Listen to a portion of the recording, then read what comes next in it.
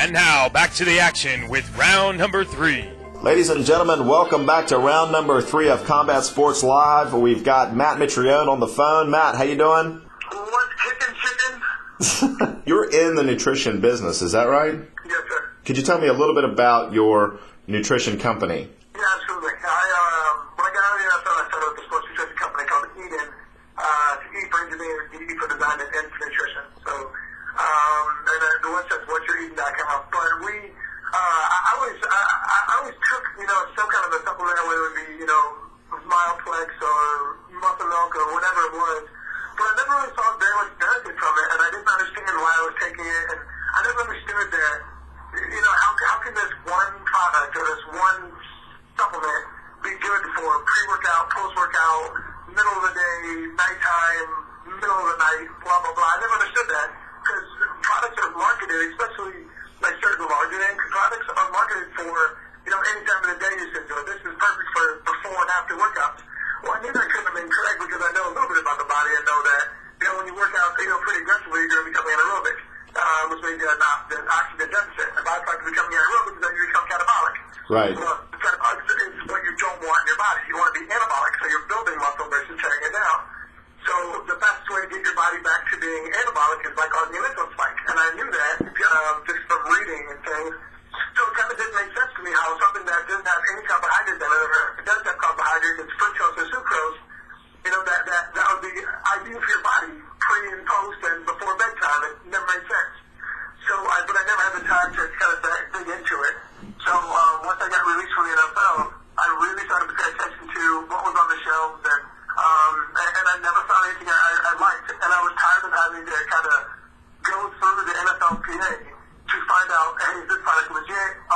This one was manufactured in a place that has speed or estrogen or something like that on one of the conveyor belts, so I can't use that anymore. So blah, blah, blah. And I was just sick of it. So that's the reason why we started the company, is that we go through a place that's NSF certified for sport. So that means that no banned substances of any kind ever go through our manufacturing facility. Right. And they charge a huge premium for it.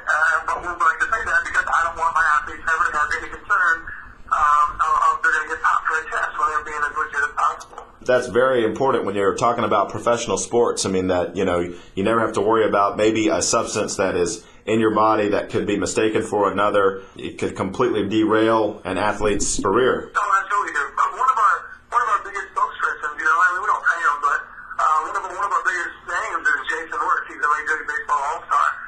He's actually the guy that got me into MMA. And Worthy he's such a phenomenal baseball player. I would be devastated if anything that he ever took that I manufactured caused him to get popped for a test. I'd be devastated. As well would he. That's a lot of money he's going to lose. Right. So that's something that I'm proud that he can take us and that he can be comfortable, calling them and say, hey man, this should be off, 6 units of eating recovery and 2 proteins. I need some stuff. And I was like, okay, no issue. He knows he can come to me. He never has to worry about, getting popped for a drug test or anything like that. So important. Now, talk to me a little bit. You mentioned the NFL, and you, of course, being an ex-NFL player, you made the transition to professional mixed martial arts. That's quite a transition. You've had athletes make transition in other areas. Brock Lesnar from professional wrestling, and then you've got Marcus Davis, who made the transition from pro boxing to MMA. And now, as of lately, now you're starting to see guys like Herschel Walker and, of course, yourself make transition from mainstream sports like the NFL to MMA is still considered in a lot of circles as a fringe sport. Me and you both know how mainstream it is, but what is the lifestyle difference between the two? The lifestyle difference is pretty substantial. It's surprising to me how much more recognition I get now from being in MMA versus the NFL. That's probably the biggest difference. But lifestyle-wise in the NFL, it's a great, very, very privileged lifestyle, but it's also a lot of stress. There's a lot of things that are really out of your control. For example, I can bust every day in practice, have a great, great time, but I'm still a fringe guy. I'm still a 53-man on the active roster. So I can be number 50 to number 57, and that means I can be there or not be there on any given day. I'm totally out of my control, depending on who's on the market, who's doing this, who's doing that. With UFC and with Tony, all I have to do is worry about winning. That's all I got to do. If I'm winning, then I'm doing just fine. And then I still got a job, and I've got job security. So if I get cut, that's my fault because I didn't prepare hard to win, or I didn't execute the game plan for me. Fantastic. That's a great point. Now, we're going to talk a little bit. We're going to dig into in the next round. We're going to talk about your analysis of the fight with Kimbo Slice. Ladies and gentlemen, stick around. We're on the phone with Matt Mitrione from the UFC, coming off of a big win this past Saturday against Kimbo, and we're talking about what he did to prepare for that, and we're going to get into that when we come back with Combat Sports Live. Stick around. We'll be back in just a moment.